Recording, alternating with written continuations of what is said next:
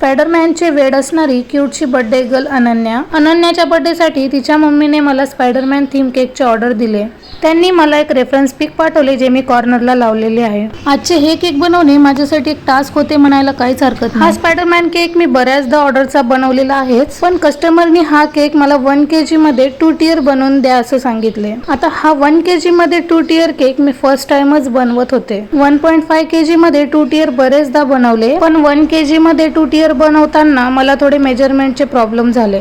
तर असो, इथे मी फर्स्ट लेअरचा केक अगोदर रेडी करून फ्रीजला सेट करायला ठेवून दिले आणि आता सेकंड केकही मी रेडी करून त्यावर तो फर्स्ट लेअरचा केक शिफ्ट करून घेतले। आता स्पायडर थीम केक मधील सर्वात महत्त्वाचा भाग म्हणजे स्पायडर नेट। ही स्पायडर नेट बनवण्यासाठी मी अगोदरच चॉकलेट सिरप बनवून ठेवलेले होते, तर त्या सिरपने सर्व नेट तयार करून घेतले। आता यावरती मी जे फाउंडन पासून तयार केलेले टाऊन अप्लाय करत आहे ते मी अगोदरच तयार करून सेट करायला ठेवून दिले, कारण फाउंडन वर्क करण्यासाठी खूप जास्त वेळ जातो आणि ते जर व्हिडिओ शूट केलं तर व्हिडिओ फार मोठा होऊन जातो, त्यामुळे सेट झाले की डायरेक्ट अरेंज केले। आता जवळपास आपला केक रेडीच झालेला आहे, त्यावर फक्त आपल्याला व्हाईट नेट आणि स्पायडरमॅनचे टॉय अरेंज करायचे राहिले होते, ते सर्व मी इथे व्यवस्थित कंप्लीट करून घेतले। हे कस्टमर आमच्या शेजारच्या बिल्डिंग मधले होते, त्यांनी आम्हालाही बर्थडेला बोलावले होते। ती एक पिक मी तुमच्यासोबत शेअर केले आहे। हा व्हिडिओ आवडला तर एक लाईक आणि चॅनलला सबस्क्राईब नक्की करा। भेटूया नवीन व्हिडिओत, बाय बाय।